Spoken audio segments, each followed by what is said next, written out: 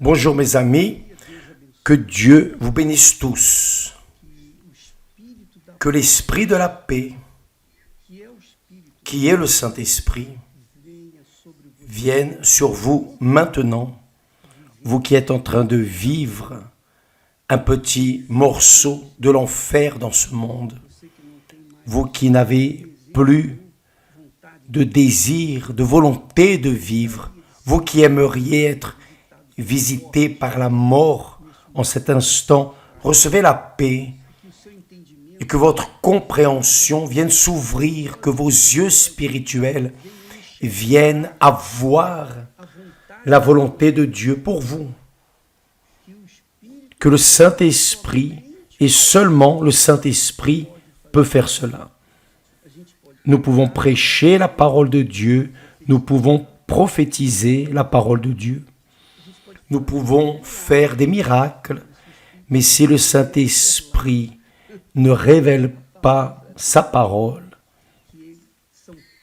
qui sont des perles qui viennent du ciel, c'est le pain qui descend du ciel. Pour ceux qui ont faim et soif de justice, pour ceux qui ont faim de la vérité, ceux qui, bien qu'ils sont couverts de péché, mais là au fond de l'âme, ils ne veulent pas continuer à vivre dans le péché, mais veulent ce qui est juste, ce qui est correct, droit, ce qui est pur, saint, n'est-ce pas? Ce qui est pur, bien. Que le Saint-Esprit vienne vous remplir maintenant, mes amis, qu'il vienne en cet instant faire son œuvre dans votre tête, dans votre intelligence, votre intellect, votre rationnel, pour qu'alors votre tête, votre esprit puisse conduire votre âme qui aime sentir, pour qu'elle vienne savoir, vienne être dirigée, conduite en accord, rigoureusement en accord avec la volonté de Dieu, parce que lorsque cela arrive, le corps remercie. Grâce à Dieu. Bien, nous allons à la parole, nous allons au pain quotidien, le pain quotidien. Nous parlons beaucoup à ce sujet, que Jésus a dit, ceux qui me disent, Seigneur, Seigneur, n'entreront pas tous dans le royaume des cieux, mais seulement celui qui fait la volonté de mon Père qui est dans les cieux. Et vous connaissez ce texte, n'est-ce pas?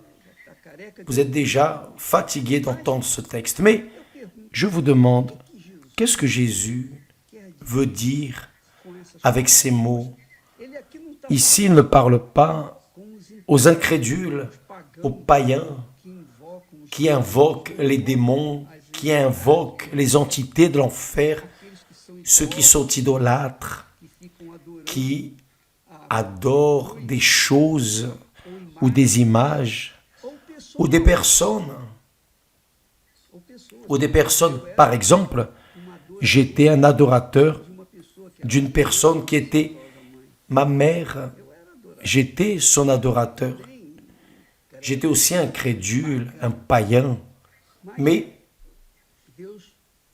Dieu, dans son infinie miséricorde, s'est révélé. Et aujourd'hui, nous menons sa parole, sa pensée, son esprit, son nom à ceux qui ont faim et soif de justice. Donc, dans ma vision, dans mon optique, lorsque Jésus dit « Tous ceux qui me disent Seigneur, Seigneur », il est en train de séparer l'ivraie du blé. Pourquoi, évêque? Parce que parmi le blé, c'est-à-dire à l'intérieur de l'église du Seigneur Jésus, il y a beaucoup d'ivraie. L'ivraie apparemment est semblable au blé. Les deux sont semblables pratiquement. Sauf que lorsque viennent les fruits, le blé produit du blé et l'ivraie produit de l'ivraie. Mais avec, faites-moi comprendre cela. C'est la chose suivante. Au milieu de l'Église, de ceux qui croient, au milieu de ceux qui lèvent les mains, qui adorent Jésus, dans la chair, dans l'âme, dans le sentiment, dans l'émotion, dans le blablabla, ceux qui lèvent des drapeaux, etc., etc. Il est en train de dire que ceux qui m'invoquent, qui appellent mon nom, parlent de ma parole, prophétisent, font des miracles, tous ne seront pas sauvés, n'entreront pas dans le royaume des cieux. C'est cela. Donc, mes amis, ne vous trompez pas. Ce n'est pas par les œuvres que nous faisons, ce n'est pas par mon travail intense quotidien, de la prédication, de l'évangile, de l'enseignement, de la parole de Dieu, que cela me garantit l'entrée dans le royaume des cieux. Vous savez pourquoi? Parce que Jésus a dit, c'est par le fruit, ce ne sont pas les dons, mais c'est le fruit, le fruit. Jésus a dit,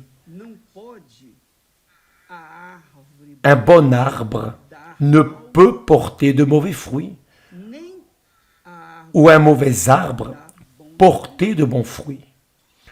Tout arbre qui ne porte pas de bons fruits est coupé et jeté au feu.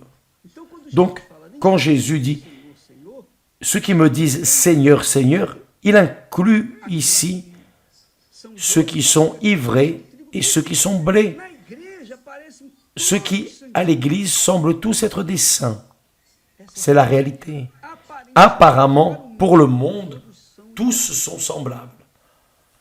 Mais il y a une énorme différence lorsqu'ils commencent à montrer leurs fruits. Voyez que ce qui vaut, ce sont les fruits ou le fruit du Saint-Esprit. Il ne parle pas de fruits au pluriel du Saint-Esprit. Il parle du fruit, un tout, l'essence de celui qui est blé. Il donne du blé. Il donne le blé qui produit le pain quotidien. Mais l'ivraie semble pareil au blé. Vous ne pouvez identifier l'ivraie qu'au moment de la cueillette, au moment où il apparaît avec les fruits, c'est-à-dire l'ivraie avec l'ivraie et le blé avec le blé. Là, oui, on vérifie ce qui est ivraie et ce qui est blé. Et le fruit, mes amis, ici, c'est le fruit du Saint-Esprit qui est de Dieu, qui est arbre de Dieu, qui est né d'eau et du Saint-Esprit obligatoirement et naturellement donnera le fruit, le bon fruit qui est le blé. Mais qui n'est pas blé et ivraie. Et c'est incroyable comme l'ivraie ressemble au blé. Vous rappelez que Jésus a dit que Dieu est esprit Et il faut que ceux qui l'adorent en esprit et en vérité, parce que ce sont ceux que le Père recherche pour l'adorer. Vous pensez qu'une personne qui tout simplement est à l'église, livrée par exemple, lève la main, rend grâce à Dieu, alléluia, prononce le nom de Jésus, la paix du Seigneur, mon frère. Moi, je ne veux pas la paix du Seigneur qui vient de livrer. Vous le voulez? Bien, moi je ne veux pas. Parce que qui est ivré parle juste de la bouche, c'est la réalité. Qui est ivré, hypocrite et faux, comme les pharisiens. Ces religieux que Jésus a condamnés. Et il a dit qu'ils sont comme des sépulcres, c'est-à-dire blanchis. En dehors, ils sont beaux, mais à l'intérieur, il n'y a que des ossements secs. Bien, Jésus parle ici, il dit, ceux qui me disent Seigneur, Seigneur, n'entreront pas tous dans le royaume des cieux. Donc ne vous trompez pas avec l'apparence, parce que l'apparence trompe, n'est-ce pas? Combien de fois la personne est trompée par l'apparence? Oh, j'ai vu cette figure, cette belle femme merveilleuse, toute maquillée, et c'est ça que j'aimerais. Ou l'homme, fort, musclé, chevelu, avec une apparence de coq, et il se marie avec la personne. Après, lorsqu'ils habitent ensemble, il voit qu'elle est une petite peste et elle voit que parfois c'est un assassin. Donc, mes amis, ne vous trompez pas avec l'apparence. Pourquoi? Parce que l'apparence trompe. Ainsi est livré, il a une apparence de blé, mais au moment du fruit, il est ivré. Et Jésus a dit, par ses fruits, vous le reconnaîtrez. Ceux qui me disent Seigneur, Seigneur, n'entreront pas tous dans le royaume des cieux, mais seulement celui qui fait la volonté de mon Père qui est dans les cieux. Qu'est-ce que faire la volonté du Père qui est dans les cieux, évêque? Faites attention.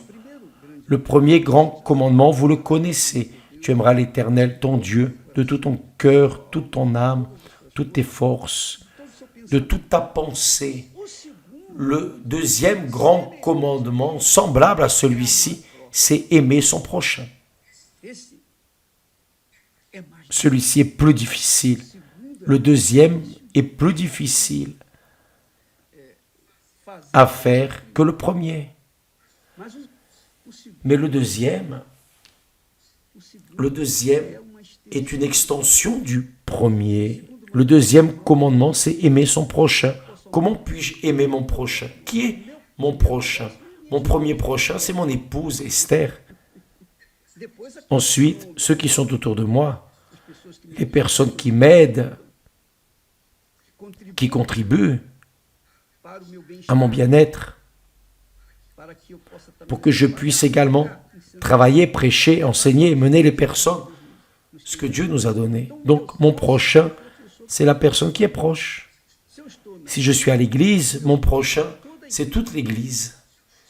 Si je suis dans le bureau, mon prochain est qui est là au bureau.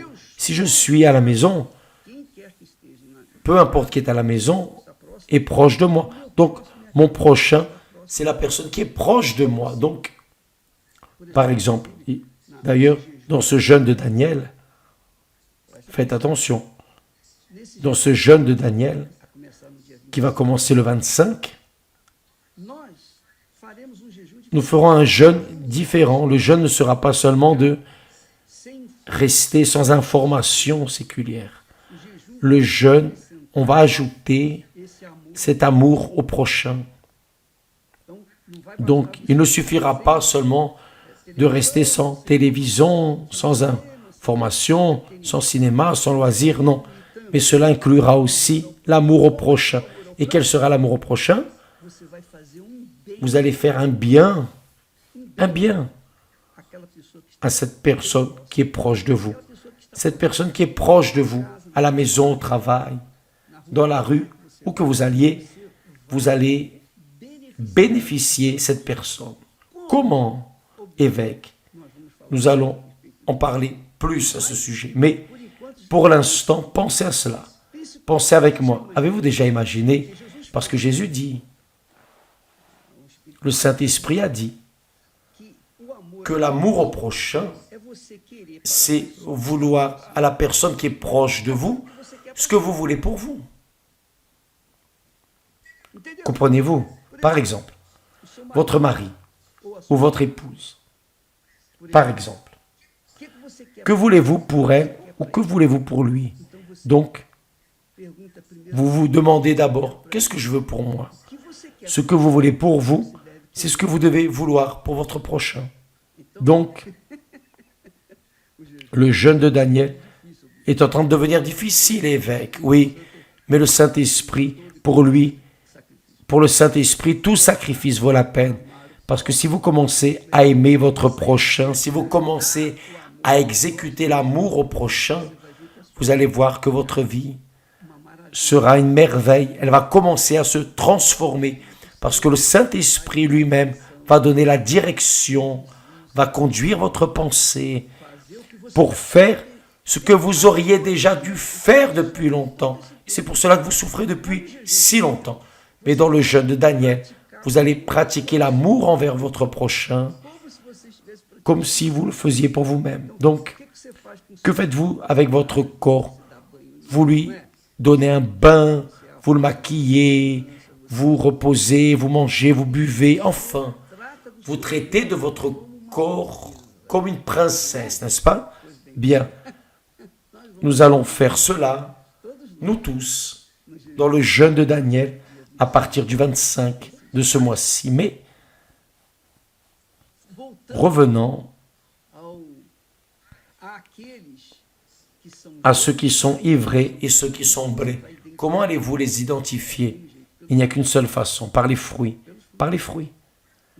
Ce n'est pas parce que je prêche ou enseigne, par mon travail, insistant, constant, que j'entrerai dans le royaume des cieux.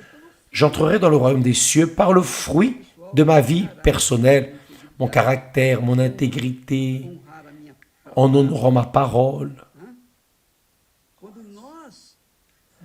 Lorsque nous manifestons notre caractère, notre essence, quelles que soient les circonstances, alors nous manifestons le fruit. C'est ce que Jésus veut. Ceux qui me disent Seigneur, Seigneur, n'entreront pas tous dans le royaume des cieux,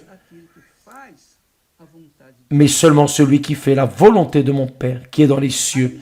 Et là, Jésus montre, il donne un exemple de ce qu'est être ivré, de ce qu'est être faux, hypocrite. Il dit, plusieurs me diront en ce jour-là, Seigneur, Seigneur, n'avons-nous pas prophétisé par ton nom? Qu'est-ce que c'est prophétiser au nom de Dieu? C'est quoi? C'est faire ce qui est à votre disposition à faire, votre obligation. Donc le pasteur, par exemple, prophétise, il prêche la parole de Dieu. Mais tout pasteur qui prêche la parole de Dieu ne sert pas. N'avons-nous pas chassé des démons par ton nom? C'est la même chose. Normalement, l'ouvrier, l'ouvrière, le pasteur à l'église universelle expulse les démons. Mais ce n'est pas parce qu'ils expulsent les démons qu'ils sont de Dieu. Et je parle parce que je sais de ce que je parle. J'ai vu. Ce n'est pas par la théorie, non, j'ai vu cela arriver. Beaucoup expulsent des démons des autres, mais n'arrache pas les démons d'eux-mêmes. Et n'avons-nous pas fait beaucoup de miracles par ton nom? C'est cela même, c'est-à-dire, ils font apparemment l'œuvre de Dieu. Mais Jésus a dit, ce n'est pas celui qui fait l'œuvre, mais c'est celui qui est l'œuvre. Ce n'est pas celui qui va sur l'autel, mais c'est celui qui est l'autel. Voyez la différence? Lequel est le plus important? Lequel est le plus grand? L'offrande ou l'autel qui sanctifie l'offrande? Jésus est en train de dire ici qu'il ne suffit pas de mettre l'offrande sur l'autel. Il veut que vous soyez l'offrande. Parce que mettre l'offrande sur l'autel, c'est facile. Il vous suffit d'avoir une offrande, vous la mettez sur l'autel, c'est simple. Mais être l'autel, c'est-à-dire vivre une vie qui glorifie le nom du Seigneur Jésus, qui sanctifie son nom, votre vie qui exhale le parfum de Jésus, votre pensée montre clairement, reflète l'image de Dieu. C'est cela que veut dire faire la volonté de Dieu. Et le 25, maintenant, nous allons commencer à faire cela. Vous allez essayer, vous allez voir que c'est difficile. La première chose qui va arriver, c'est « Mais je me suis disputé avec mon mari, mon épouse, je vais devoir aller lui parler, demander pardon, parce que si vous avez péché contre elle ou contre lui, qu'aimeriez-vous? Avoir le pardon. Donc, parce que vous aimeriez avoir le pardon, vous devez pardonner. À partir du 25 de ce mois-ci, nous aurons le jeûne de Daniel, un jeûne réellement qui plaît à Dieu. D'accord? Que Dieu vous bénisse tous et à demain au nom du Seigneur Jésus. Amen.